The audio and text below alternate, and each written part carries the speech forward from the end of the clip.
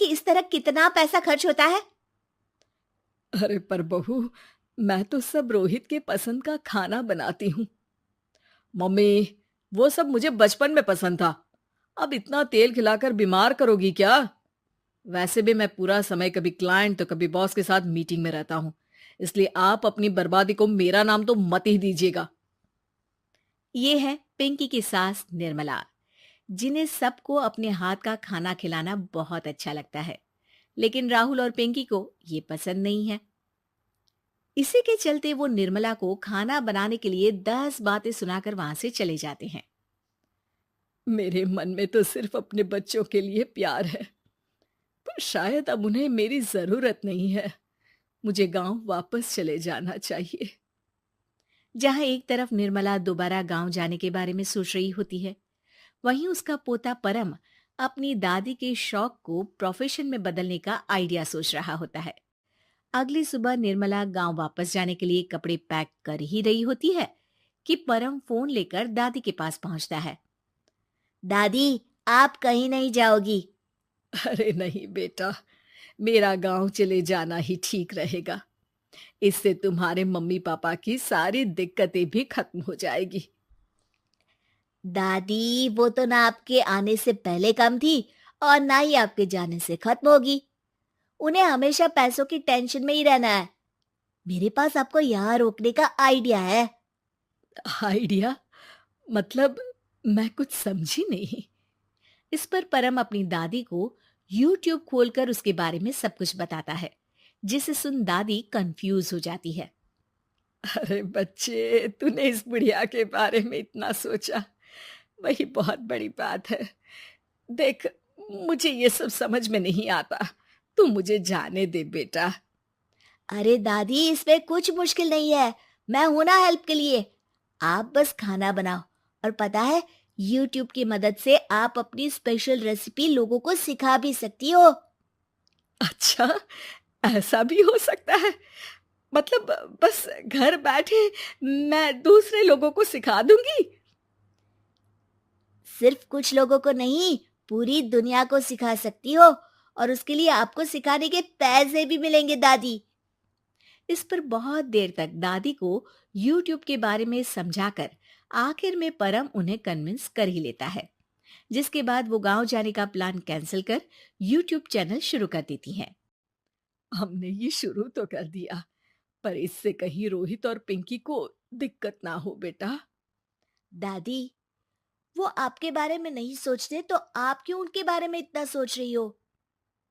इसके बाद दादी पोता मिलकर खाने की वीडियो और साथ ही उनके ट्यूटोरियल की वीडियो बनाकर उन्हें यूट्यूब चैनल पर अपलोड करने लगते हैं। सब खुशी से चल रहा होता है कि कुछ हफ्तों में ही पिंकी को इसकी खबर हो जाती है। हमारी पीठ पीछे घर में ये सब क्या चल रहा है? अरे मम्मी, आपको तो अपना टाइम पास करना है, पर उसमें मेरे बेटे का फ्यूचर क्यों खराब कर रही हो? पढ़ाई के टाइम आपके साथ किचन में लगा रहेगा तो फेल ही हो जाएगा ना। वैसे इस YouTube वाले के शौक के लिए आप जो फैंसी डिशेस बना रही हो, उसके पैसे कहाँ से आ रहे हैं? मम्मी, आपको हमेशा पैसों की चिंता ही क्यों लगी रहती है? और रही बात मेरी पढ़ाई की, तो आपसे ज्यादा दादी को उसकी चिंता है। इसीलिए मेरी पढ़ाई के बाद ही वो ये काम करती है। परम, अपनी मम्मी से बात करने का ये कौन सा तरीका है? और मम्मी ने पैसों के बारे में कुछ गलत तो नहीं पूछा?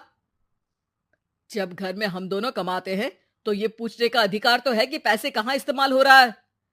मम्मी का ये जानना जरूरी बनता है। पापा, आप अपनी मम्मी से कैसे बात करते हो, ये तो मैं देख ही रहा हूँ। तो आपके मुंह से ये बातें तो अच्छी नहीं लगती। और रही बात पैसों की, तो आप दोनों हर समय मुझसे दूर रहने की कंपेंसेशन में जो पॉकेट मनी देते हो ना, हम उसी से ये सब कर रहे हैं। इस पर परम अपनी दादी को लेकर वहां से चला जाता है, जिसके बाद पिंकी और रोहित यूट्यूब चैनल बंद करवाने की बहुत कोशिश करते हैं, लेकिन परम ऐसा होने नहीं देता। इसी तरह महीने बीत जाते हैं, पर चैनल का कुछ खास ग्रोथ ना देखकर निर्मला निराश हो जाती है। हम इतनी मेहनत करते हैं, फिर भी आज तक मैं तेरा 1 रुपया भी वापस नहीं कर पाई। अब तो रोहित ने तुझे पैसे देने भी बंद कर दिए और तेरी सारी सेविंग्स भी खत्म होने को आई है। बेटा, मुझे लगता है कि हमें ये सब बंद कर देना चाहिए। दादी, यूट्यूब चलने में मेहनत के साथ ढेर सारा सब्र भी लगता है। देखना, कुछ महीनों में सब सिर्फ आपको ही देखेंगे, और अगर फिर भी कुछ नहीं हुआ तो बंद कर देंगे। परम की बात से दादी मान जाती हैं और वो अपना काम जारी रखते हैं। अगले ही महीने पूरी दुनिया में लॉकडाउन लग जाता है, जिसमें सब घर में तो बंद हो जाते हैं, लेकिन साथ ही पिंकी की जॉब चली जाती है और रोहित के ऑफिस में भी ज्यादा अच्छे हाल नहीं होते। लेकिन वहीं लॉकडाउन के असर में निर्मला के सब्सक्राइबर्स और व्यूज बढ़ने लगते हैं।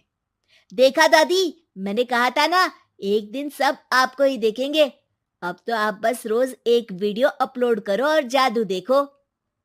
इसी के साथ लॉकडाउन के कुछ ही महीनों में निर्मला खाने वाली दादी के नाम से सारे सोशल मीडिया पर फेमस हो जाती है, जिस वजह से अब उन्हें यूट्यूब के पैसों के साथ पेड एडवर्टीजमेंट और पेड प्रमोशन भी मिलने लगते हैं।